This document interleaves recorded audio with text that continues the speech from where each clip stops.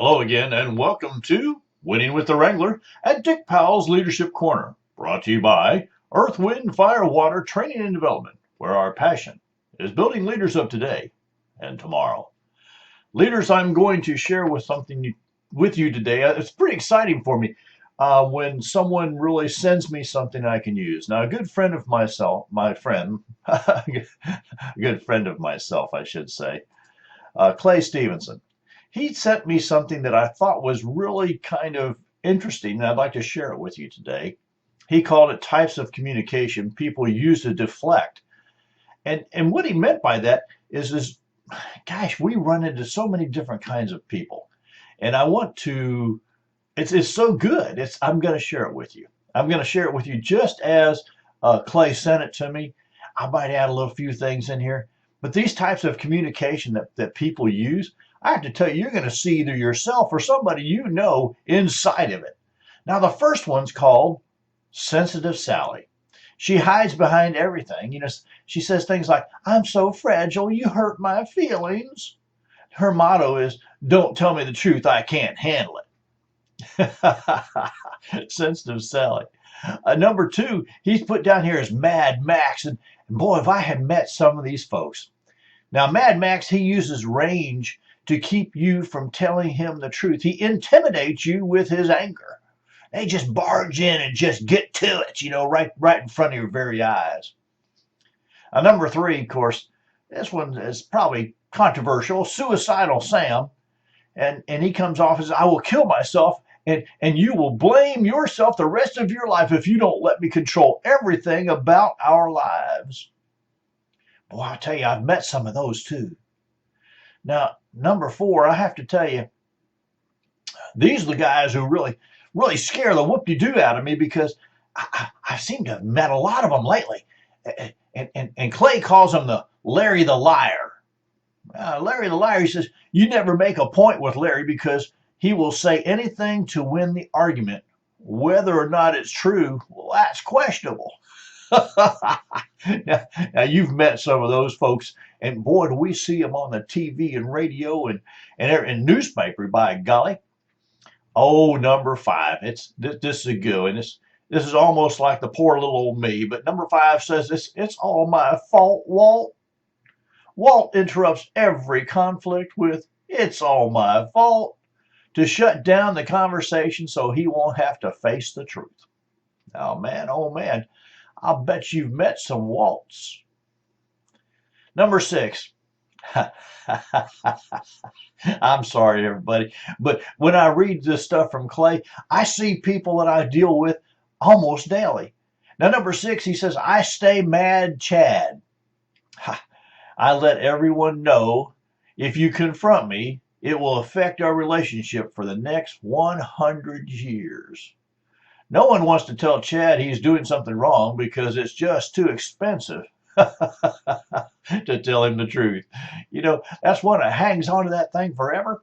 It's like they get a hold of that bull rope and they just don't let go. But you know what happens when that happens, right? That bull stomp on you pretty hard.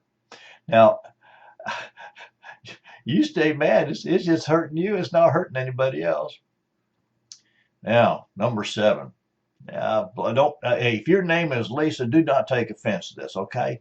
Lisa the loudmouth. A conversation with Lisa is a community affair because she will start rumors about your attempt to talk to her. Everyone's afraid to talk to Lisa because half the church will be mad at you by morning. Now, by golly, that's something you want to try to stay away from, but it seems like they attract and they can pull people in. Now, Val the victim, number eight. Val the victim. She always paints herself as the victim in every conflict. Poor little old me. She knows how to build the drama triangle. I'm the victim, you're the persecutor, and I cry for a rescuer. Oh, come save me. I guarantee you that's kind of a one we run into all the time. Now, number nine. If you have any of these names, don't take offense, okay? We're just using them just to have fun, okay? But they're having fun by learning. Now, number nine says the Boo-Hoo Bob. hides behind his race, sexual orientation, or his handicap to keep people from telling him the truth. Now that's a real stickler in today's time because we're not supposed to talk about any of those things anymore. But you know, Boo-hoo Bob always comes to bring them up first. Now, number 10, this one kind of always sets me a little bit and I enjoy a little bit, is Betty the Boss. Betty uses rank to shut down any conversation in which she is clearly wrong. I'm the boss here, she says. Now, have you ever worked for somebody or been around somebody say, I'm the boss, sit down and be quiet? Betty the Boss might be inside each and every one of those people. Now, number 11, I love this one too, Smart Art. Art hides behind his huge brain and tries to intimidate his opponent with big words and heady rhetoric that usually has little to do with the real conflict. In other words, Smart Art will take that conflict and move it somewhere else to where he's really comfortable in talking about it, but he's not real comfortable about working out the details and making the conflict go away. Oh man, Story Lori. Number 12, Story Lori. Lori tells long stories to deflect conflict that take forever to complete and that are often impossible to follow. Nobody wants to confront Lori because it will take 3 hours, and that's the point. Now, if you run into someone who will tell you that long, drawn-out story so they don't have to face the facts and get right down to it and clear up the situation, could be a Story Lori. I have to tell you, you know, these are just so much fun. Clay, you have done such a wonderful job at laying these out. I appreciate everything you do.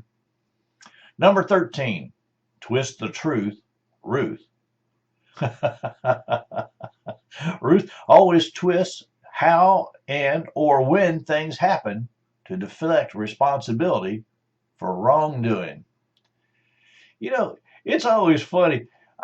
I was raised by my grandpa, and I probably told you that, but you know, he had this really true thing. He said, "You tell me the truth, and I'll probably work with you on it. But if you lie to me, woo-wee, then you had to take and pay the price.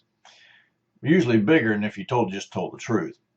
Now, the thing is about twisting the truth. That's really about not telling the truth, isn't it? But making sure that you're not part of the wrongdoing, that's even worse. Now, number 14, Silent Violet. She just sits in the chair and says, I don't know.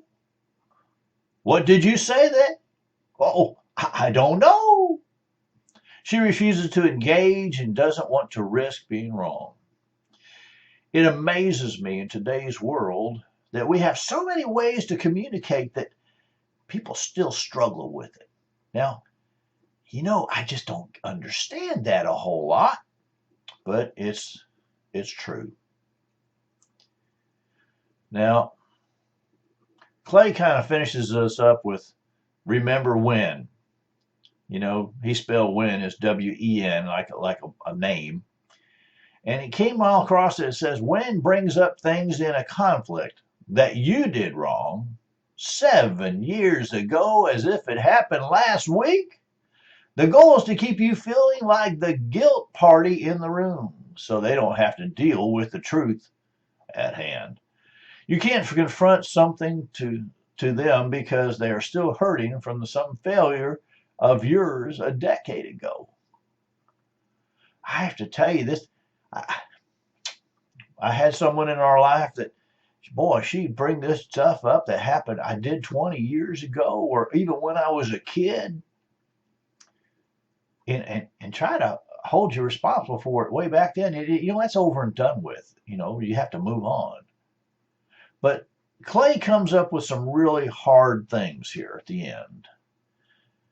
Clay Stevenson, by the way, I want to make sure I give Clay plenty of credit on this because I thought it was so good that he was able to put these down for me. But Clay comes on to say, he says, the best way to communicate is to listen. Truly listen. Ensure you understand what is said and then respond. But remember, tone, body language, word choices all come to play in this. What I'm going to add is that listening for leaders is an important piece, but it has to be intentional. It has to be real. You can't fake this one. You see that thing about fake it till you make it? It just doesn't apply to leaders. That applies to wannabes. You can't just fake being a leader. I've known a lot of leaders that did, and I know a lot of people who believe that malarkey about faking it till you make it. But here's the thing.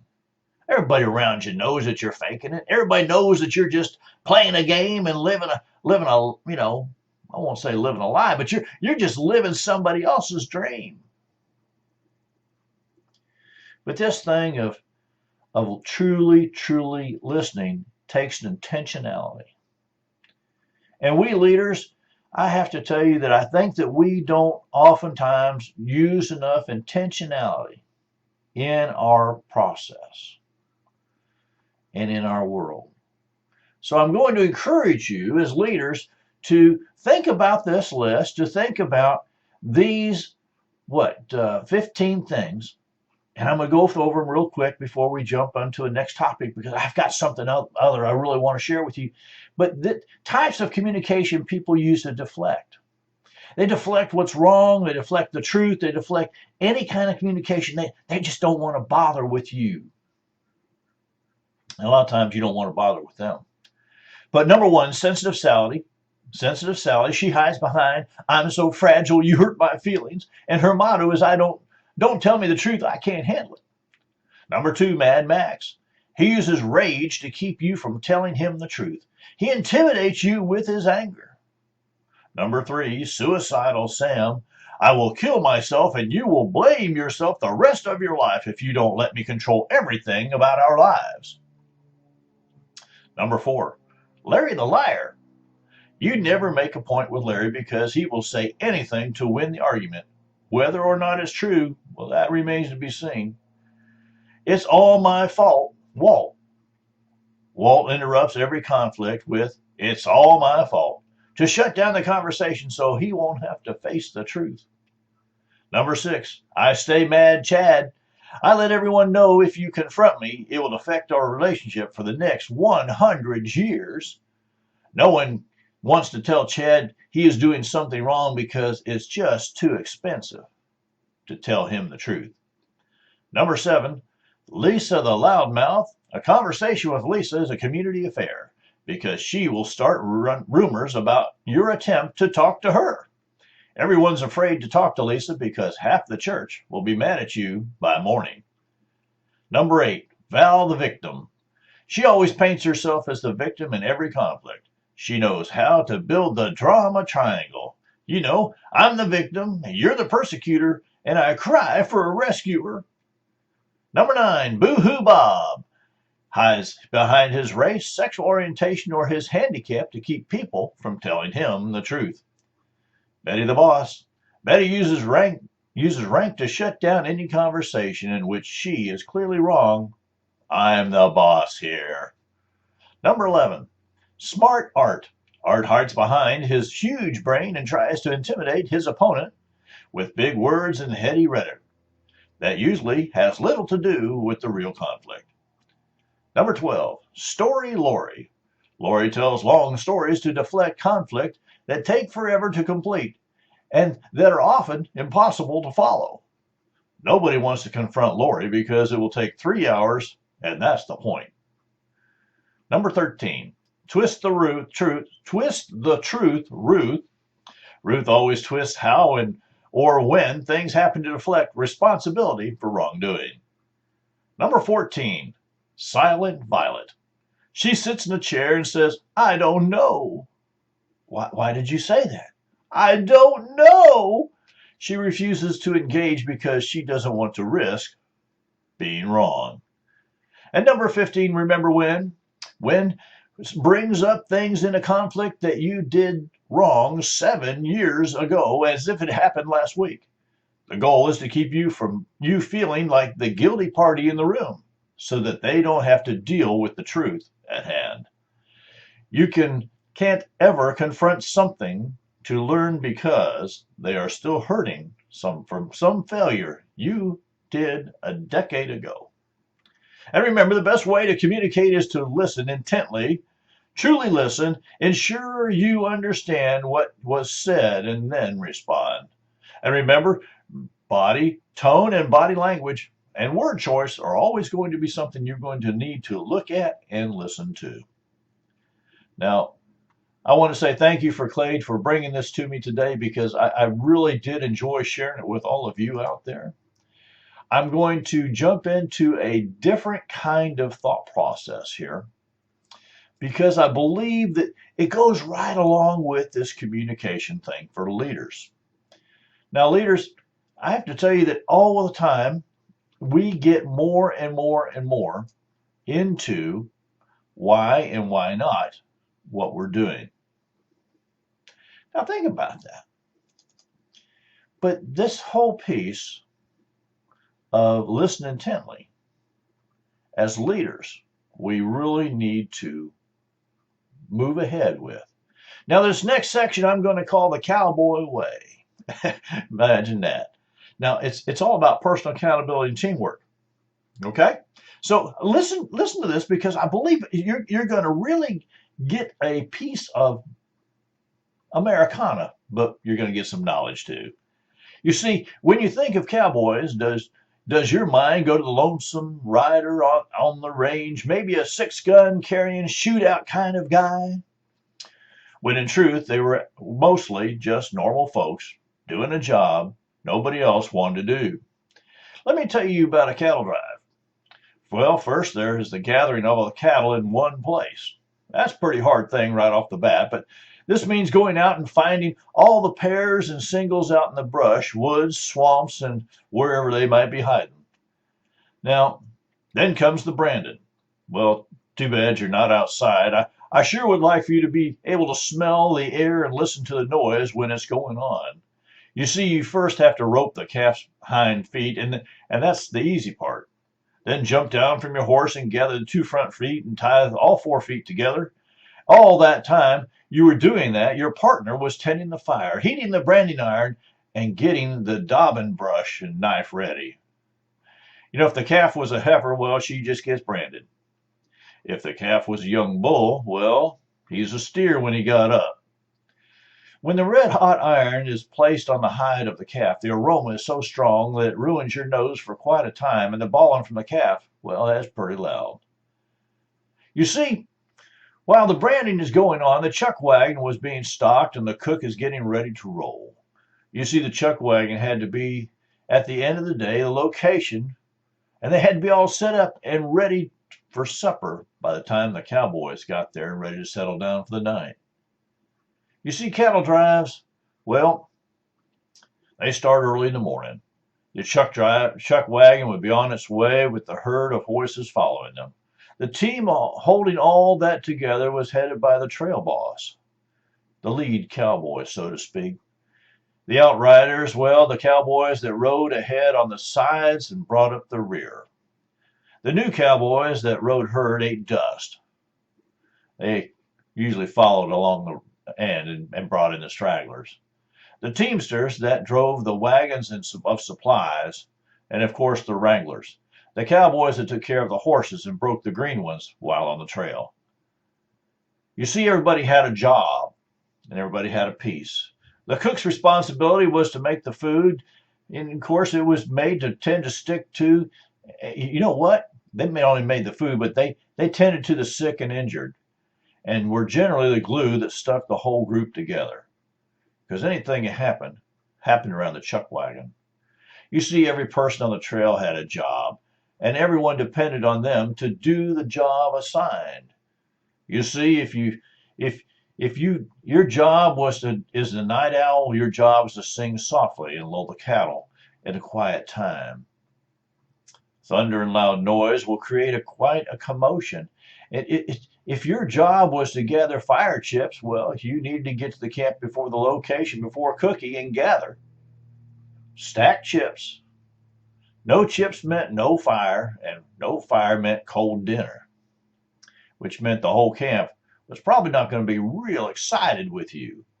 You see, the list just keeps going on and on of all the things that needed to happen. And and it had to be a team. You see, you've all heard that team thing, together everyone achieves more. I'm almost sorry to, it's almost overused, isn't it? But here's the thing I want you to stick to your ribs on this cattle drive. Whether you're building a business, it's not much different. Everybody has a job to do and everybody has a place inside that organization. If you're building a church, I guarantee you that it takes more than just one person to do all the things that need done. And they have to coordinate with one another. And you know what? Each one of those jobs is going to depend on the other person doing it right. You see, to be a good team member, you need to ask yourself some questions as well as take some action. And the first question is, who can I be a service to? Now, as you go through your day, whether it's your organization, company, you own your own business, you're at the church, wherever you're at, who can you be service to? You see, that thing about servant leadership is serving others before self. But it's more than that, I believe. I believe it's when you see something that needs done, even though it's not maybe in your job description, as long as you're not stepping on anyone else's toes, do it. Get it done. Don't wait for someone else to come by and say, well, I wonder why that didn't happen. There was a candy wrapper on the floor for 2 weeks and no one picked it up. That person is supposed to clean the floor. They never got to it. When you walk by it for 2 weeks. The second question, as a team member, and I'm a business owner, and I speak on stage. I love all y'all out there. But what do I need to learn to do better? Leaders, I can't encourage you enough to know that leaders have to do this ongoing continuous learning. You see, it never stops. Leadership happens daily, not in a day. And it's a compounded thing. You share with others. Because our biggest job is to bring up all the leaders behind us. But if you're not going to the seminars, if you're not reading the books, if you're not talking to other leaders, if you're not involved with the people that you lead, are there some things you need to learn to do better? Next question is just a little different. Because that question is, when should I reach out for help? In other words, if you're too big to ask for help, well, sooner or later, you're going to fall down. In life, in liberty, in business, in the church, no matter what, we all are going to need help from time to time. Now, that's not a terrible thing. I have often found when I've gone and asked for help that it not only improved my life, but it seemed to improve the life of the person helping me. It seemed to improve the organization's life. Because I was willing to really go and say, gee, I don't know how to do this, or I need help doing this, I'm overwhelmed. But knowing when to reach out and ask for help, I'm going to tell you, is a sign of, golly, I hate this word, maturity. It's a sign of growing up. This next question for leaders, I'm going to really stick hard. You see, when you ask yourself, where do I need to improve? That's a hard one. When I first started on the speaking circuit and started getting behind the radio, a very nice gentleman told me one time, he said, Dick, you've got a great message, but unfortunately you don't enunciate, and you don't say words right. And I had to really work on it. So I have to tell you, that was one of the things I needed to improve. I needed to improve my word usage. I needed to improve my writing skills. I needed to improve a lot of things. I still work outside in the carpentry shop from time to time, and I'm always improving my skills out there. So where do I need to improve? Boy, I got a big list. But you take one and you keep working on it. And then you take the next one and you take the next one. And sometimes you'll find that the things you need to improve on kind of go in clumps. And find and work with those clumps. Improve yourself. Because here's what happens. When you take time to improve yourself, those around you see that. And people do what people see, and people repeat what people hear. So if you're doing this, they're going to say, I should be doing that. And that's huge. So when you're thinking about where do I need to improve, I would say and tell you, think hard and put it to work. How can I help the team go and grow? Leaders, I truly believe this is a question that we need to ask all the time. How can I help the team go and grow?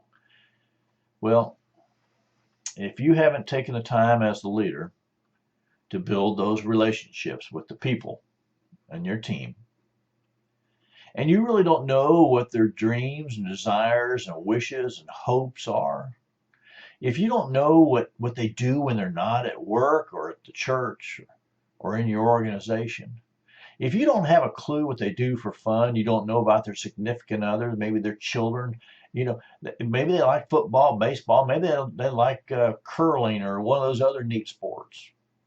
Not too many people like to go to rodeo like we do, but I have to tell you, when I go to the rodeo, I see a group of people who are so invested in one another.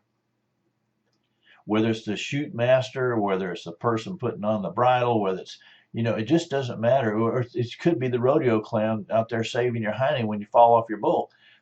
But it's the team. And that's why I'm always looking, how can I help the team go and grow? Where's the team want to go? And that's why when I started really looking at the cattle drive, it was all about personal accountability and teamwork for me. You see, each person on the cattle drive had a job. Now they knew what that job was, and here's the thing is everyone else was depending on them to complete their job so they could complete theirs. And there was an interdependence on one another. And that's what teamwork is about. But this thing, teamwork, has to have the accountability of each individual. Now, the leader, oftentimes, that lead cowboy, oftentimes has to know how to really do all the jobs in between. If someone gets hurt or someone drops out or something happens to a team member, that lead cowboy is going to have to step in and make it happen. And here's the thing. As the leader, you're never too good to ride drag. You're never too good to have to cook the meal. You're never too good to have to pick up the cow chips to start the fire. You're never too good to do some branding or daubing. You're never too good to do any of those other things when it needs done or someone needs the help doing. Many times I would ride up next to somebody and somebody needs something done and you just slip off your horse and you get her done. You don't ask why or how come or in between. Well, it's come that time. On behalf of myself, Dick Powell, and the whole Leadership Corner team, we want to say thank you for being a part of today's program. Our hope is that you've received a nugget of wisdom and guidance that will help you build your leadership ability. If you have any questions or comments on today's program, email me, dick@leadershipwrangler.com, dick@leadershipwrangler.com. Go to our website and set your very own appointment with me, www.leadershipwrangler.com, www.leadershipwrangler.com. Or you know what? If it's really a burning thing in you, you just need to talk about it right now. What you're going to do is you're going to go to 727-422-1833, 727-422-1833, and give me a call, and I'll get right to you. And when you're looking for that next great speaker to come talk about leadership, it'll be me. And remember, Leadership Wrangler says, ride hard, ride fast.